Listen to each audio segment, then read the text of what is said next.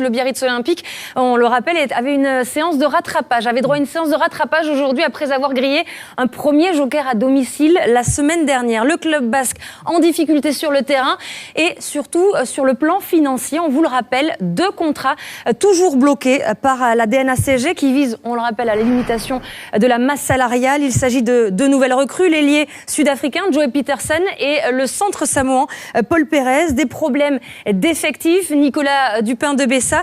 Et du coup, un véritable casse-tête pour le staff biarro. Effectivement, Isabelle, ajoutez-y les blessés et un Takuza Ngwenya retenu en sélection avec les États-Unis. Et vous comprendrez que Didier Faugeron n'avait que très peu de solutions pour son fond de cours. Des jeunes, Paul Quetlan, Teddy Thomas sur une série de 5 essais en 4 matchs et l'international espagnol. Vous avez bien entendu, l'international espagnol au 2e plan, Julien Goya. Il a un contrat espoir, il était titularisé pour la première fois en top 14. Les avants, eux, se sont préparés loin des regards, loin de la pression. La pression a été sur Biarritz toute la semaine. Il fallait absolument réussir le début de match. Mais le début de match, il est plutôt à l'avantage des Montpelliérains avec ce plaquage haut d'Eric Lund. Et la première occasion de scorer, elle est du côté de Montpellier avec Jonathan Pélissier qui ne manque pas cette occasion. Et après 8 minutes, cela fait 3-0 pour Montpellier, même si Biarritz est nettement mieux dans l'agressivité, nettement mieux.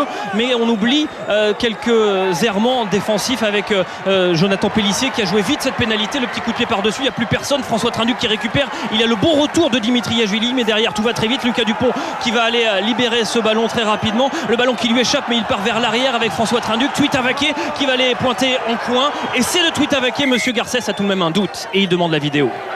Bruno, y a-t-il un avant du 9 bleu à la sortie du ruck, s'il te plaît?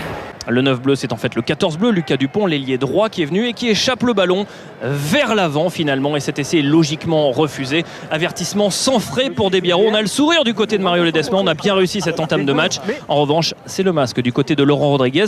Même si Dimitri Yachvili ramène Biarritz à hauteur après cette pénalité convertie autour de la demi-heure de jeu, 24e minute. 3 partout, Biarritz revient, mais Biarritz n'arrive pas à trancher contre le vent. Et Biarritz souffre sur ses ballons portés. On l'avait déjà vu la semaine dernière face à Clermont. Ils ont pris une nouvelle séance de 30 mètres contre Montpellier. Le départ de Toulouse et Dimitri Yachvili qui va encore sauver la patrie sur la ligne. Il arrache ce ballon des mains de Toulouse. Mais regardez bien à droite, il y a l'arbitre qui lève le drapeau. Il a vu quelque chose sur cette action.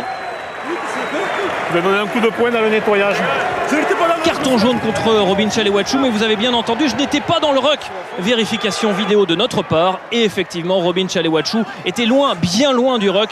Ce n'est pas lui qu'on a vu mettre une poire sur cette action. Une poire qui était finalement inexistante. Les Montpelliérains sont à 14 000, continuent de jouer avec Tuitavaké qui passe la défense, qui retrouve à hauteur Wynand Olivier. Derrière, il y a un 2 contre 1 à l'extérieur avec Fulgence Ouedraogo qui va accélérer. On est dans les dernières secondes de cette première période et Montpellier va enfin franchir un essai, marquer un essai. Il y a une vérification vidéo et là encore, eh bien, l'essai va être refusé car Fulgence Ouedraogo n'arrive pas à aplatir. 6-3, c'est le score à la pause pour Montpellier devant la future nouvelle recrue Joey Pietersen quand sa licence sera débloquée. Biarritz est en souffrance et Biarritz se fait contrer Dan Waenga. Il y a heureusement le bon repli de Damien Traille et derrière le magicien Dan Waenga se rattrape le demi-tour sur lui-même. Il trouve Teddy Thomas qui accélère, qui tape à suivre juste avant d'être plaqué et derrière à la vitesse c'est Pélissier contre Jiménez et c'est finalement Jiménez qui inscrit le premier essai de la rencontre. Un essai validé après vidéo une nouvelle fois et Biarritz qui mène 10-6. Biarritz passe enfin devant après 45 minutes de jeu. Le sourire des absents, Imanol Arinordo qui est toujours blessé, il va bientôt revenir sur les terrains, d'autant que Dimitri Yachvili passe 2 nouvelles pénalités et on arrive à 16-9 pour Biarritz à l'heure de jeu. Biarritz qui a un petit matelas et s'inquiète un petit peu Fabien Galtier car on a laissé beaucoup d'occasions en route. Nouvelle occasion, un quart d'heure de la fin du match avec cette redoublée entre Trinduc et Wynand Olivier, l'espace qui s'ouvre, Trinduc qui va aller inscrire l'essai Montpelliérain. Tout le monde s'est arrêté. Ouais, François Trinduc va aller marquer cet essai. Vérification tout de même de la vidéo. Et là, encore, après vidéo, on va refuser cet essai pour ce passage à vide d'Anthony Tuitavaké. Cela fait 3 essais refusés à la vidéo au Montpelliérain. Même si Payot passe une pénalité 16-12. Il y en aura même un 4e essai refusé à la vidéo dans la foulée à Lucas Dupont. Ça fait beaucoup et le score il sera scellé par Dimitri Yachvili. 19-12 pour Biarritz. Le président Serge Blanco souffle et dans le vestiaire il va le dire à ses joueurs. Vous avez un cœur énorme. Donc si on continue avec cet état d'esprit, tout va revenir tranquillement. Et petit à petit on va gravir les échelons. Et on va s'amuser et on va rigoler. On en parlera à la fin de la saison. Ok les gars, merci. Allez, go.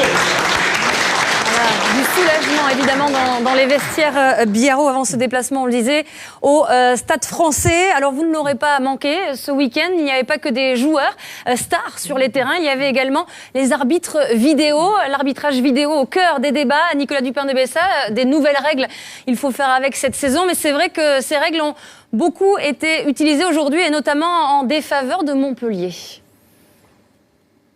Oui, vous avez bien écouté, vous avez bien compté aussi. 4 essais refusés aux Montpelliérains à la vidéo. Forcément, dans le vestiaire, la pilule ne passait pas. Mario Ledesma et Fabien Galtier étaient toujours pas sous le coup de la colère, car finalement, quand ils vont revoir les images, et notamment de cet essai de François Trinduc, le plus litigieux à leurs yeux, ils vont s'apercevoir qu'il y a bien ce passage à vide de Tony Tuitavaké, François Trinduc qui va passer la ligne et derrière inscrire cet essai. Mais sur cette action, c'était compliqué de le voir. Il y a eu de longues minutes d'hésitation de Bruno Bessot, l'arbitre vidéo, mais il y a bien contact de Tuitavaké sur Jiménez qui ouvre la porte à François Trinduc. Logiquement, cet essai est refusé, mais ça faisait beaucoup et c'était surtout envers eux-mêmes finalement que les Montpelliérains étaient déçus. Ils ont cherché des explications, mais en revoyant la vidéo, ils n'en ont pas trouvé. Forcément, ces essais ont été refusés. Écoutez François Trinduc et Mario Ledesma au micro de Christophe Miedouget. Et je crois qu'il siffle un écran, mais voilà, c'est la combinaison, c'est aussi bien joué. Donc, je sais pas, moi je vois pas parce que c'est le centre qui est sifflé. Moi, je redouble, donc je vois pas ce qui se passe dans mon dos. Après, sur l'arbitrage vidéo, s'ils refusent les essais, ils sont sûrement pas valables. Le truc, c'est que les passages à vide, toutes les équipes le font et ça marche. Sauf si maintenant on peut plus le faire, il faut le dire, et personne le fait, et voilà, et on passe à autre chose.